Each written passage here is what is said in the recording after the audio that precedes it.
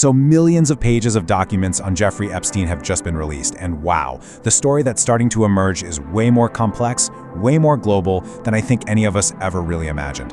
This isn't just about one man's horrific crimes. It's about a hidden network of power that stretches clear across the world. All right, so how do we even start to unravel this thing? Well, believe it or not, it kind of kicks off with a single text message. A text that peels back the curtain on this whole world of international intrigue and backdoor dealing. Okay, let's just break this down for a second because it is wild. That's a text from Anil Ambani, a massive Indian billionaire super close to Prime Minister Narendra Modi's inner circle, sent directly to Jeffrey Epstein, a convicted felon. And he's asking for Epstein's help to get meetings with Jared Kushner and Steve Bannon, the top guys in the Trump White House, to get ready for a visit by the Prime Minister himself. I mean, what? And that really is the million-dollar question, isn't it? Why on earth would a guy this powerful, this connected, need Epstein to get a foot in the door at the White House? What was Epstein's currency? It obviously wasn't just money. What kind of leverage could a man like him possibly have that would make him the go-to guy for global power players? The answer might lie in a single, pretty chilling word. Let's get into this, because this concept might just be the key that unlocks this entire web.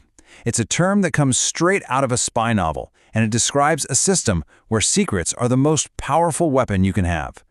Compromat. The idea is brutally simple. You gather damaging information on powerful people, and it doesn't even matter if it's real or fake, and then you use it. You use it to control them, to manipulate them, to make them do exactly what you want. And according to a lot of investigators, this was the true source of Jeffrey Epstein's power.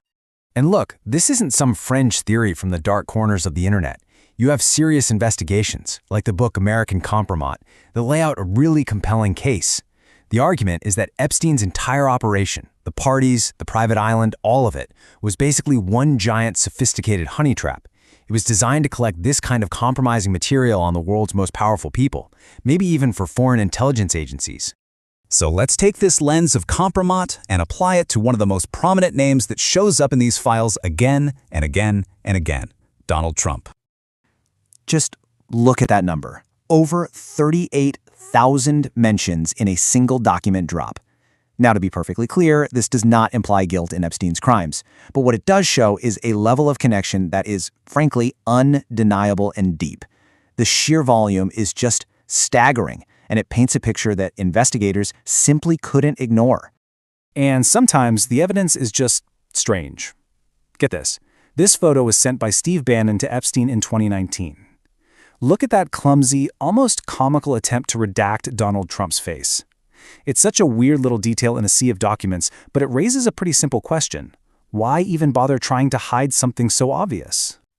You have to understand, these files are a chaotic mix of information. You get some truly shocking things in there, and it has to be stressed, completely unverified allegations. This one comes from an anonymous FBI tip filed right before the 2020 election. It's a wild, awful claim, and it's so important to remember that's exactly what it is, an unsubstantiated tip among millions of pages of documents. And then, on the complete other side of the coin, you have this. An official statement from the Trump administration's own Department of Justice in 2020. It flatly denies that any client list even exists and says there was no evidence to investigate anyone else. So you're left with these two polar opposite narratives, explosive, unverified claims on one hand and official sweeping denials on the other. But this story doesn't just stop in Washington. Not at all. Let's follow those threads back to that very first text message and see how Epstein's influence was playing out on the other side of the world, in India. When you lay out the timeline, it starts to look less like a one-off favor and more like a long game. Years before that text, Epstein was already hosting senior Indian leaders, acting as their bridge to Silicon Valley. Then, the 2017 text for White House access seems to be the key move, and it was followed almost immediately by a massive shift in Indian foreign policy. Prime Minister Modi's historic visit to Israel. It was a diplomatic first that completely reshaped politics in the region. And here we go again. You see those two totally conflicting realities. On the left, you've got Epstein's private, boastful email claiming he orchestrated this major diplomatic event, literally crowing, "It worked," in all caps. And on the right, the Indian government's thunderous public denial, calling his claims trashy ruminations. This is more than just two different stories. It's a battle over who gets to write history, the official state channels or the shadowy brokers operating behind the curtain. So the crucial point here is understanding how all these threads, from Washington to Delhi, might connect to an even larger, even more shadowy network of influence. What happens when we zoom all the way out? And this is where that theory of compromat comes into terrifyingly sharp focus. A debate in the UK Parliament, openly raised the suspicion that the entire scandal could be a Russian intelligence operation. The pieces fit a very familiar pattern. You've got the alleged recruitment of young Russian women, access to the global elite, and even an alleged offer from Epstein to give Russia's foreign minister insight on Trump. As one person there said, these are the classic ingredients of a state-sponsored compromat operation. What this all paints a picture of is a hidden world operating just beneath the surface of official power.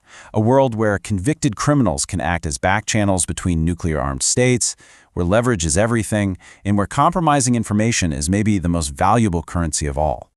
A speaker during that same UK debate offered this powerful thought, a quote that really gets to the heart of why uncovering these networks, no matter how ugly it is so important. It frames this not just as a political scandal, but as a moral imperative. And that ultimately leaves us with a final, very unsettling question.